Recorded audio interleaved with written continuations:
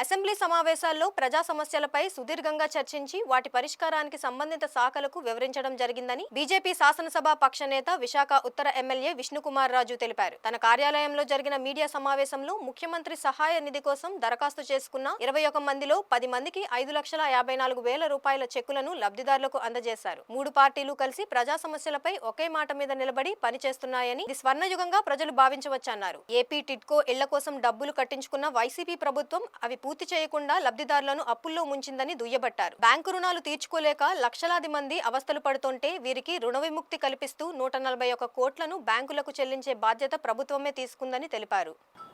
AP టిడ్కోకి కడితే జగన్మోహన్ రెడ్డి నిర్వాకం వలన ఆ డబ్బుల్ని కూడా డైవర్ట్ చేసేసి మళ్ళీ లబ్ధిదారుడిపై నుంచి నెలకి 3,500 రూపాయలు మళ్ళీ రివర్స్ డబ్బులు కట్టవలసిన ఒత్తిడి వచ్చింది. దీన్ని మేము అసెంబ్లీలో ప్రస్తావించినప్పుడు లాస్ట్ అసెంబ్లీలో గౌరవ ముఖ్యమంత్రి గారు స్పందించి ఇట్లాగ లబ్ధిదారుల పైన భారము పడకూడదు, ఇది న్యాయం కాదు అని చెప్పి ఉద్దేశంతో సుమారు 140 కోట్ల రూపాయలు ఎవరైతే లబ్ధిదారుల దగ్గర నుంచి డబ్బులు బ్యాంకు వాళ్ళు వసూలు చేస్తున్నారో ఆ డబ్బు అంతా కూడా మళ్ళీ రాష్ట్ర ప్రభుత్వమే బ్యాంకులకి పే చేసే పరిస్థితి ఉంది, పే చేస్తున్నారు కూడా. కాబట్టి ఎవరు కూడా నిరుత్సాహపడవలసిన అవసరం లేదు. ఏదైతే విశాఖపట్నంలో కానీ ఆంధ్ర రాష్ట్రంలో కానీ సగము కంప్లీట్ చేసిన బిల్డింగ్స్ ఉన్నాయో ఇది సుమారు ఒక 6 మంత్స్లో కంప్లీట్ అయిపోతాయి. అయిన తర్వాత మళ్ళీ వాళ్ళందరికీ కూడా ఇళ్ళు ఇవ్వటం జరుగుతుంది. అట్లాగే ఏదైతే 1 సెంటు భూమి అని చెప్పి ఈ జగన్మోహన్ రెడ్డి గారు ఎక్కడ పనికిరాని భూములు కొండవాలు ప్రాంతాల్లోని రకరకాల ఇబ్బందులు ఉన్న పరిస్థితుల్లో కూడా వాళ్ళకి కేటాయించడం జరిగింది. ఎప్పుడైతే వాళ్ళకి భూమి కేటాయించారో వాళ్ళకి మళ్ళీ ఇల్లు పెట్టుకునే అర్హత లేనటువంటి పరిస్థితి వచ్చింది. కాబట్టి ఇప్పుడు అక్కడ సైటు కనుక ఎవరికైనా నచ్చకపోతే వాళ్ళు వచ్చి మాకు ఈ సైటు వద్దు అని చెప్పి మా దగ్గర రిప్రజెంటేషన్ పెడితే, అంటే విశాఖలో ఉన్నవాళ్ళు నేను చెప్పేది మా నియోజకవర్గంలో, వాళ్ళకి వేరే ఆల్టర్నేటివ్గా ఎక్కడైనా దగ్గరలో దొరికే సైటు ఉంటే రాష్ట్ర ప్రభుత్వానికి విన్నవించి వాళ్ళకి కూడా తగిన సహాయ సహకారాలు చేస్తామని చెప్పి తెలియజేసుకుంటూ, ఇంకొక విషయం, ఏదైతే రాష్ట్ర ప్రభుత్వం నుంచి ఏపీఐఐసి ద్వారా అట్లాగే విఎంఆర్డిఏ అంటే మనకి పాత ఉడా ఆ సంస్థల నుంచి కార్పొరేట్ హాస్పిటల్స్కి అత్యంత చౌక ధరతోటి ల్యాండ్స్ ఇదివరకు ఇవ్వటం జరిగింది.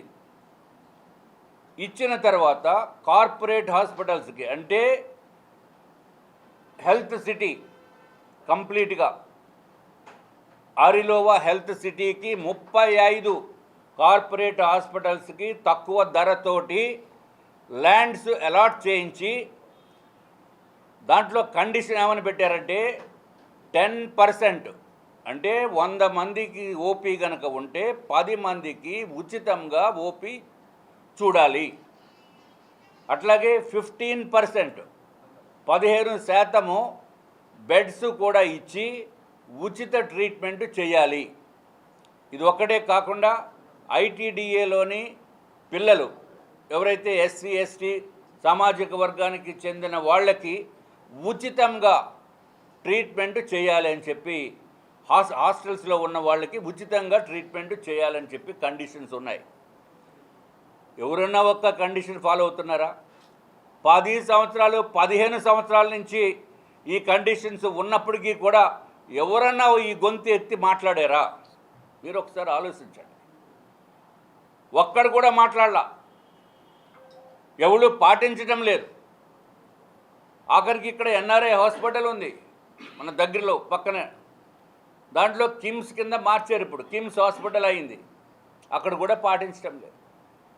ఇక్కడైతే మరీ దారుణం, గజము 270 రూపాయలకి ఇచ్చారు. ఎక్కడండి? సీతమ్మ దారిలో గజము 270 రూపాయలకి, అది 2 లక్షల రూపాయలు ఉంటుంది. ఏదో 50 గజాలు కాదు ఇస్తా, 4,800 గజాలు ఇచ్చారు. అంటే ఒక ఎకరం స్థలము సుమారు 8 లక్షలు 9 లక్షల రూపాయలు కంటే తక్కువగానే ఇచ్చారు. కండిషన్ ఏముంది? 10 to 15% ఉచితంగా ట్రీట్మెంట్ చేయాలి, బెడ్స్ ఇచ్చి 10% ఫ్రీ ఓపీ చేయాలి. ఎక్కడ చేస్తున్నారా? ఇప్పుడు చేయటం లేదు. కాబట్టి నేను మీ ద్వారా కార్పొరేట్ హాస్పిటల్స్కి కూడా తెలియజేసుకుంటున్నాం, ఆల్రెడీ జరిగిపోయింది. 10 సంవత్సరాల నుంచో 15 సంవత్సరాల నుంచో మీరు దోపిడీ చేశారు. మీ దగ్గర తిన్నది అంతా కక్కించాలంటే నాలాంటి వాడైతే కక్కిస్తాను. కానీ అట్లీస్ట్ మీరు ఇప్పటి నుంచైనా సరే ఆ సిస్టమ్ని అడాప్ట్ చేసి ఏదైతే కండిషన్స్ ఫుల్ఫిల్ చేయాలో ఆ కండిషన్స్ ప్రకారము చేయవలసిందిగా మీ ద్వారా electronic media and print media ద్వారా నేను తెలియజేసుకుంటున్నాను. ఇదే విషయము అసెంబ్లీలో కూడా మనం ప్రస్తావించడం జరిగింది. కొంతమంది అరిలోవలో ఏదైతే కండిషన్స్ ఉన్నాయో కండిషన్స్ సేల్ అగ్రిమెంట్లో కండిషన్ 11, కండిషన్ 12 అని. కండిషన్ 11లో ఫ్రీ ట్రీట్మెంట్ గురించి ఉంది. కండిషన్ 12లో ఏదైతే ఈ పిల్లలకి ఎవరైతే హాస్టల్స్లో ఉన్నారో వాళ్ళకి కూడా ఫ్రీ ట్రీట్మెంట్ చేయాలని ఉంది. ఈ 2 కండిషన్స్ సేల్ అగ్రిమెంట్లో కొంతమంది తీయించేశారు. డబ్బులు ఇచ్చా లేకపోతే పొరపాటున అనేది మనకి తెలియదు. మళ్ళీ వాళ్ళ పైన కూడా తప్పనిసరిగా రాష్ట్ర ప్రభుత్వము ఏపీఐసి అధికారులు రివైజ్డ్ అగ్రిమెంట్లు చేయవలసిన అవసరం ఉంది. రివైజ్డ్ సేల్ డీడ్స్ చేయవలసిన అవసరం ఉంది. ఇవాళ ఏదన్నా ఒకటి మేనేజ్ చేసినా రేపొద్దున బయటపడిపోతుంది. కాబట్టి ప్రజల ఆరోగ్యాన్ని దృష్టిలో పెట్టుకుని తప్పనిసరిగా ఈ కార్పొరేట్ హాస్పిటల్స్ వారు కూడా కొంచెం సహకరించవలసిన అవసరం ఉంది. మీరు సహకరించకపోతే ఏమి చేయాలో మాకు బాగా తెలుసు. కాబట్టి దయచేసి ఎవరన్నా నా దృష్టికి చాలా వచ్చినాయి. ఈ మధ్య కొన్ని కార్పొరేట్ హాస్పిటల్స్లో చనిపోయిన తర్వాత కూడా ట్రీట్మెంట్ చేసేస్తున్నారు. మనిషి చనిపోతాడు, వాడికి కూడా ట్రీట్మెంట్, బిల్స్ని దోపిడీ చేసాం గురించి.